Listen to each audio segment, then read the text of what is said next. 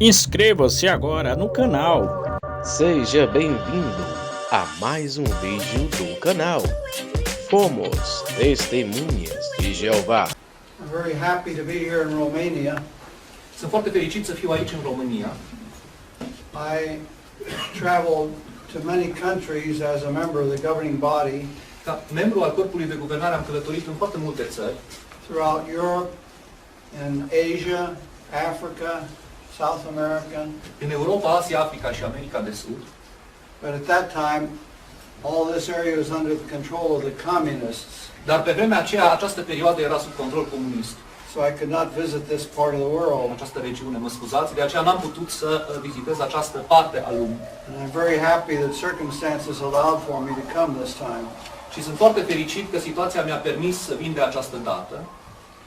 My father was baptized with the organization back in the year 1913. Tatăl meu a fost botezat în organizație în 1913.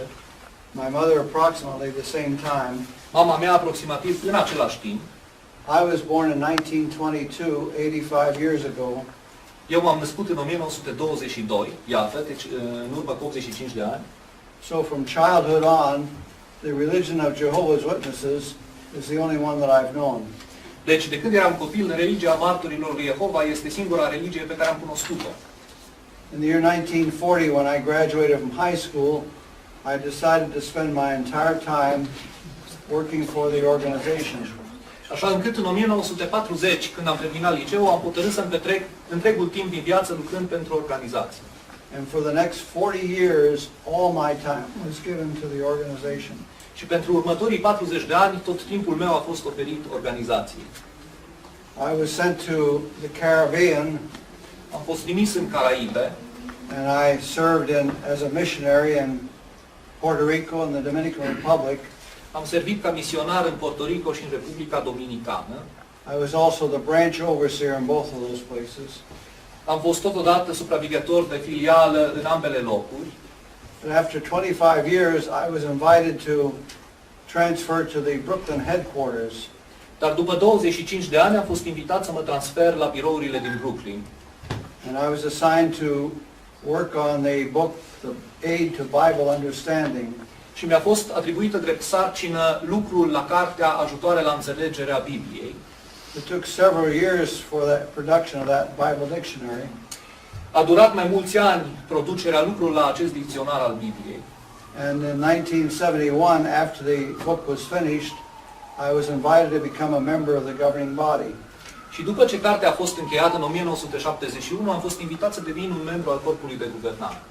And working on the Bible dictionary, I came to realize that so many of the teachings of the organization were not solidly founded on the scriptures. Lucrând la dicționarul biblic, am ajuns la concluzia că foarte multe dintre învățăturile principale ale organizației nu erau fundamentate solid pe Biblie. But it was my experience on the governing body that really opened my eyes to the reality. Dar de-abia experiența în lucrul în Corpul de Guvernare mi-a deschis ochii în fața realității. I could see that the organization was taking to itself the role and the responsibilities and authority that belong to Christ Jesus alone. Am văzut că societatea începea să își asume rolul, responsabilitatea și autoritatea care aparține doar lui Iisus Hristos. We know that Jesus Christ in John 14:6 said, I am the way, the truth and the life. Știm că Iisus Hristos în Ioan 14:6 spune, eu sunt calea, adevărul și viața. But the Watchtower organization says, yes, we believe that, but Însă, organizația Watchtower spune, da, într-adevăr, credem asta, însă. they say, he is the way, but we are the way to him. El este într-adevăr calea, dar noi suntem calea către El. And in their publications, they give people the idea that the only way to have a relationship with Christ is through that organization. Și în publicațiile lor, ei dau mai departe, răspândesc ideea că singura cale prin care oamenii pot avea acces la Iisus Hristos este prin această organizație. They say, yes, Jesus is the truth, but we are the channel of the truth, and to learn the truth you have to come to us. Ei spun, da, Isus este adevărul, dar noi suntem canalul către adevăr, de aceea ca să învățați adevărul trebuie să veniți la noi. And they say, yes, he is the life, but no one will receive life unless they affiliate with our organization. Și ei spun, într-adevăr, Isus este viața, dar nimeni nu va primi viață dacă nu sunt afiliați cu organizația noastră. In the governing body meetings, the first ones I attended, the Bible was seldom referred to. La primele întâlniri ale corpului de guvernare la care am participat, se făcea rareori referiri la Biblie. And it became evident that organizational policy and tradition had greater importance for these men than what the Bible said. Și a devenit clar că politica și tradiția organizației era mult mai importantă pentru acești oameni decât ceea ce spunea Biblia. So this created had a severe effect on my conscience. Astfel încât asta mi-a afectat la modul foarte grav conștiința. And I expressed myself in this regard, and I could sense that as time went on, more and more there was an opposition developing toward me as a person. Și nu am ezitat să mă exprim în această privință și pe măsură ce a trecut timpul mi-am dat seama că există o opoziție, o formă de respingere care se acumulează în privința mea. So it was mainly that factor, a lack of Christian spirit and this taking to themselves the role of Jesus Christ that concerned me. În primul rând, asta m-a preocupat. Lipsa unui spirit creștin și asumarea de către acești oameni a rolului pe care îl are doar Iisus Hristos. But I don't brood about the past. Dar nu mă laud în privința trecutului. I know that those men were doing, most of them, what they thought was right. Știu, pe de altă parte, că acești oameni au făcut, cei mai mulți dintre ei, ceea ce au crezut că este bine. As one former witness said, we have been victims of victims. După cum a spus un fost martor, noi am fost victime ale victimelor. I realized that all those men had been indoctrinated with a certain idea, and they had been taken captive by that idea. Îmi dau seama că toți acei oameni au fost îndoctrinați de o anumită idee și au fost ținuți prizonieri de către acea idee. The same way that I have been indoctrinated. În același mod în care eu însumi am fost indoctrinat. So I didn't feel bitterness or angry toward them.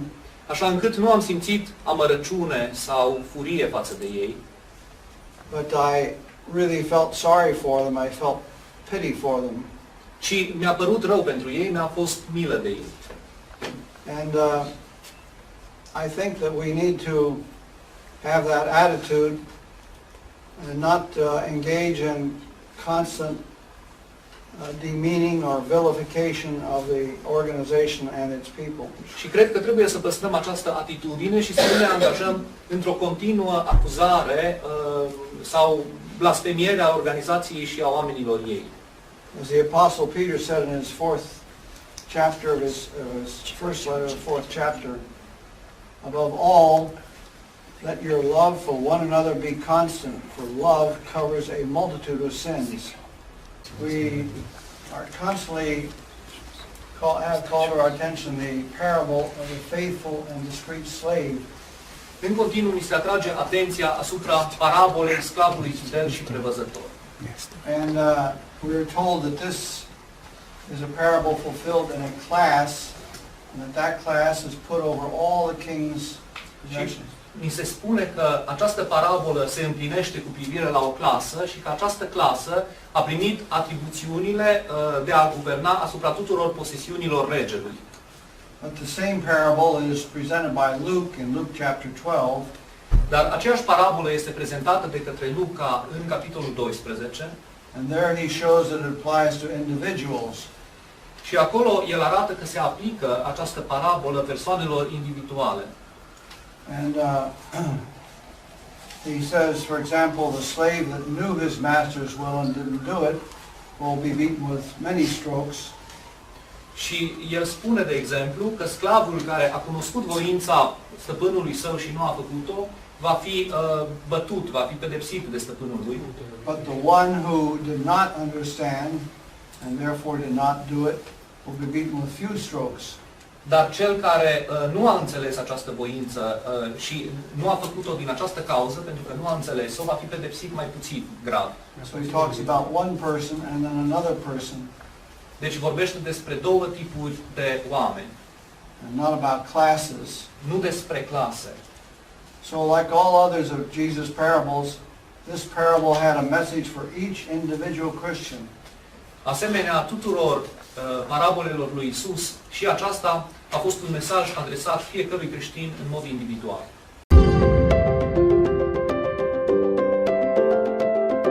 Inscreva-se no canal, deixe o seu like, compartilhe o vídeo, faça a sua parte para ajudar outros.